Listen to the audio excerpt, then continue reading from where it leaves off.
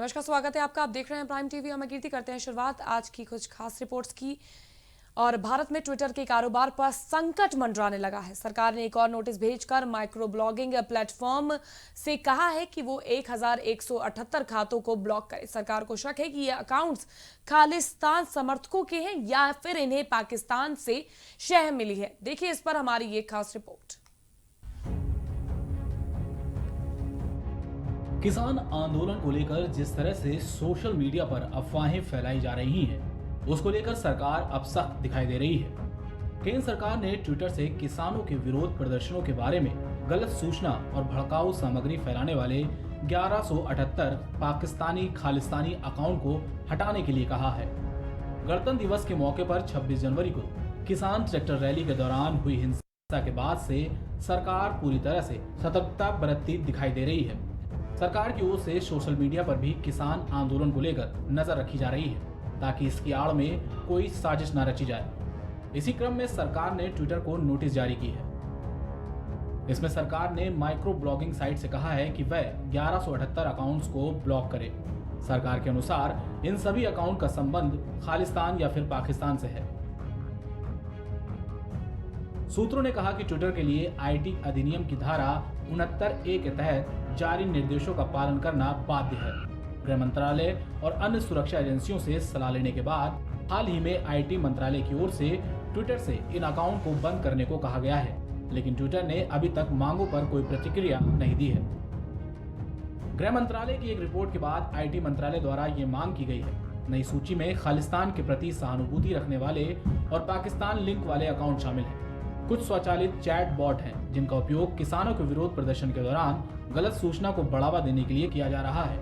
इन account को block करने का निर्देश इस आधार पर दिया गया है कि वे देश में चल रहे किसानों के विरोध के बीच लोगों के लिए खतरा बन सकते हैं। माइक्रो ब्लॉगिंग साइट किसानों के विरोध पर गलत सूचना फैलाने वालों के खिलाफ कार्रवाई न करके भारतीय कानून का उल्लंघन करने के लिए आईटी मंत्रालय के रडार पर है।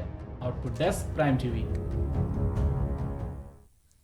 उत्तराखंड के चमोली में ग्लेशियर के टूटने के बाद आफत आ गई। चमोली और उसके आसपास के इलाकों से हैरान और परेशान करने वाली तस्वीरें देखने को मिली। कल हुए प्राकृतिक आपदा ने लोगों को दोबारा से केदारनाथ आपदा की याद दिला दी। रात भर चला रेस्क्यू ऑपरेशन अभी भी जारी है। तपोवन प्लांट के पास टनल में फंसे हुए लोगों को निकालने की युद्ध स्तर पर कोशिश लगातार जारी है।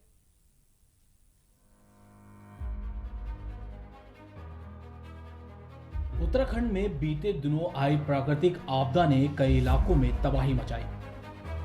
तबाही के साथ हादसे में अभी तक लगभग 202 लोगों के लापता होने की सूचना है। वहीं 19 के शव अलग अलग स्थानों से बरामद किए गए हैं। चौमोली के पास रैनी गांव में रेस्क्यू ऑपरेशन शुरू हो गया है। यहां पर ही ऋषि गंगा प्रोजेक्ट तबाह हुआ है, जहां कुछ लोगों के दबे होने की आशंका है।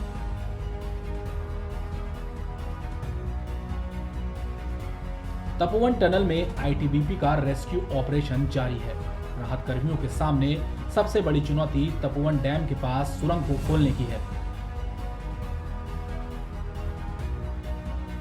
टनल का रास्ता अंदर बंद है, उसमें मलबा भरा हुआ है। आर्मी, आईटीबीपी और एसडीआरएफ की टीम टनल को खोलने की तैयारी में जुटी हुई है, जिनमें 12 तपोवन से और 13 रैणी से रेस्क्यू हुए हैं। इस बीच चमोली में देवप्रयाग के पास राहत और बचाव के काम में जुटी एनडीआरएफ की 3 टीमें लैंडस्लाइड की वजह से देर रात फंस गईं। पहले इन टीमों ने खुद को वहां से निकालने के लिए बड़ी मशीनों का सहारा लिया। राज्य से लेकर केंद्र सरकारों का पूरा फोकस रेस्क्यू ऑपरेशन पर है। गनीमत रही कि करीब 16 लोग जो एक टनल में फंस गए थे, उन्हें निकाल लिया गया है।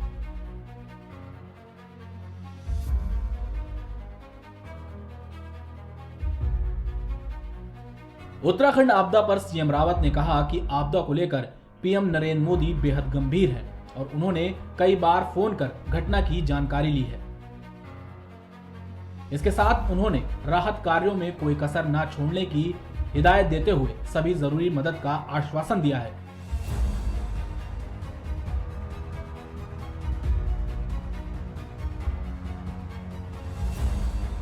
वहीं ग्लेशियर टूटने के बाद अलकनंदा नदी तेज उफान पर बह रही है।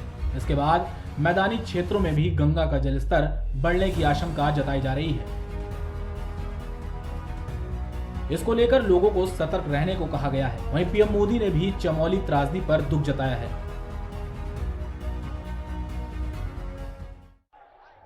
आज हम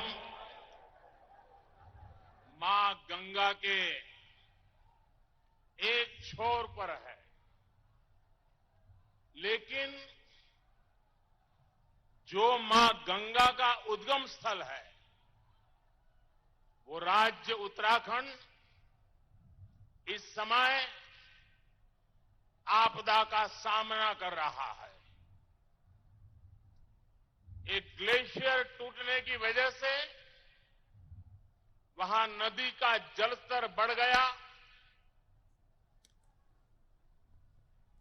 नुकसान की खबरें धीरे धीरे आ रही है। मैं उत्तराखंड के मुख्यमंत्री श्री त्रिवेंद्र रावत जी, भारत सरकार के गृह मंत्री श्री, एनडीआरएफ के अफसर, उन सबसे निरंतर संपर्क में हूं। वहां पर राहत और बचाव का कार्य पुरजोश करने का प्रयास चल रहा है। लोगों को सुरक्षित स्थानों पर ले जाया जा रहा है।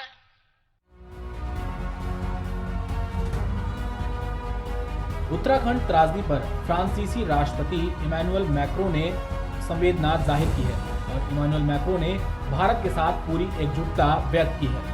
उन्होंने कहा, इस हादसे में 100 से ज्यादा लोग लापता हो गए हैं। हमारे विचार उनके और उनके परिवारों के साथ हैं। बता दें कि ऋषिगंगा पावर प्रोजेक्ट 2005 में बना था।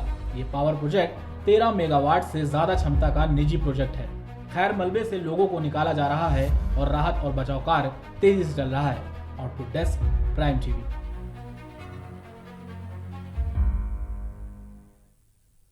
उत्तराखंड में आई त्रासदी ने सबको हिलाकर रख दिया है। बेहद गंभीर मुद्दा।